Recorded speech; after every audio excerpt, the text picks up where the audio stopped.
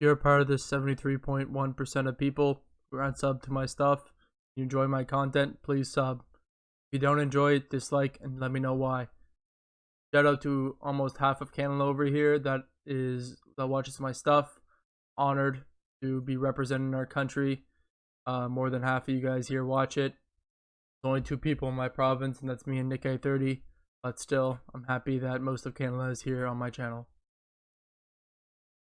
Alrighty, what is going on, everybody? We're going to be doing a Surge base guide map right here. So the point of this is that these are, not all of them, but majority of the best places to build up for Surge.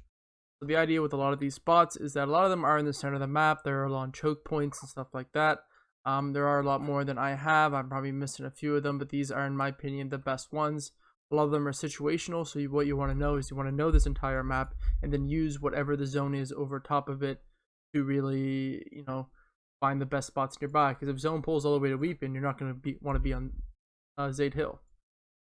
Now, Weepin is an interesting one because getting Surge inside Weepin is super annoying because of the trees, so people can dip and dodge in between trees, so it's super annoying and difficult. That's why if you're going to be basing up in Weepin, the Spire is going to be iffy, and these spots are all on the edge of Weepin here. These spots are only good if the zone is like, majority of it is like this.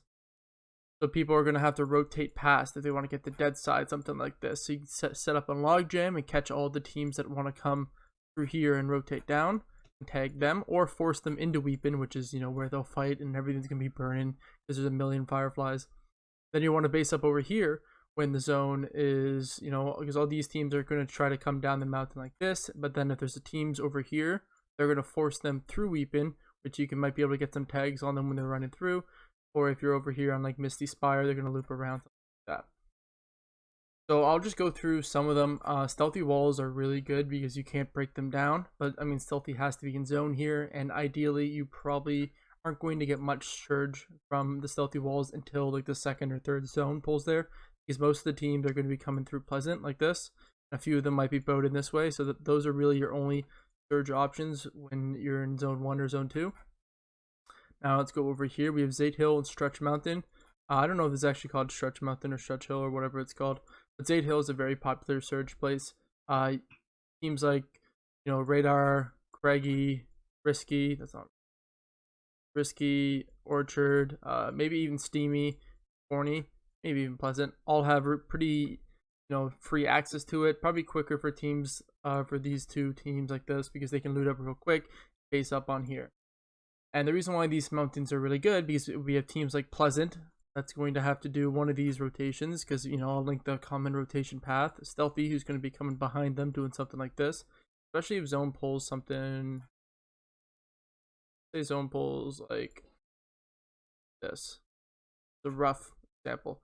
So the Pleasant team is probably going to try to get onto this mountain here, but if they were beat to the Risky team or whatever, then the Stealthy team's gonna be like, all right, well, let's just go across the bridge, and then we have the Craggy team, and then the Orchard, whatever team. And if you're already on Zade Hill, you can tag at all the teams on this side of the map that have to come in, and all of the teams over here that are trying to see what's free when they come in. So you have a lot of teams to tag from. Plus, Corny is always a spot where a lot of teams drive through, so you have a lot of options for fights and stuff like that. Now those spots over here like Spire and Orchard, Radar, this is only really if the zone pulls the side of the map. Getting Spire right now when the zone's like this is crazy good. You can redirect it to really go any direction you want.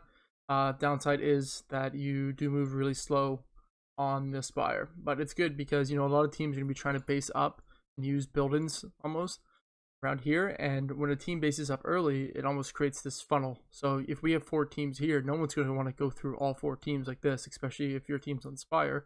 They're going to be funneled around like this while they're tagged out by everybody, and then you can tag them as well. So that's kind of like what to go for. This should be 1 2. I forgot to put that one in.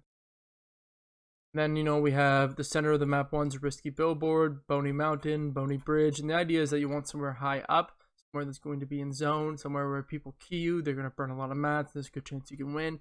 And also a good thing is if it A, can't be broken down like Risky Billboard and Stealthy Walls, or B, there's a lot of materials to refarm.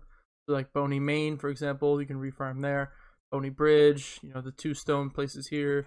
Dusty gas station, the barn slash silo. There's mad metal from this silo, so you base up on metal on top of the barn. We have Kami Bridge with more metal here. Even Kami gas station, the farmhouse. Dirty Mountain, which there is stone on here and stone down at the bottom. Retail radar. The radar stations are the best because you have to base up near the launch pad. I think this is the launch pad here, so you'd have to base up somewhere near it and have the launch pad already based up, so you have control over it. Retail Spire Mountain. This is a good one, but it would only really be good if it was in zone. So if zone pulled like this, then it would be good. But if zone was like that, it wouldn't be the best, because assuming you're the retail team, who's going to be running by you right now? Maybe a few teams might be coming up like this to try to get the dead side, but it won't be as much surge as if it was in the middle or like off to the side where all these teams have to come down. And of course we have the weather station mountain. Again, this would only be good if somehow Camp Cod and all of this is in zone like this. Then you would almost own this entire spot and force people off. This mountain should be included too.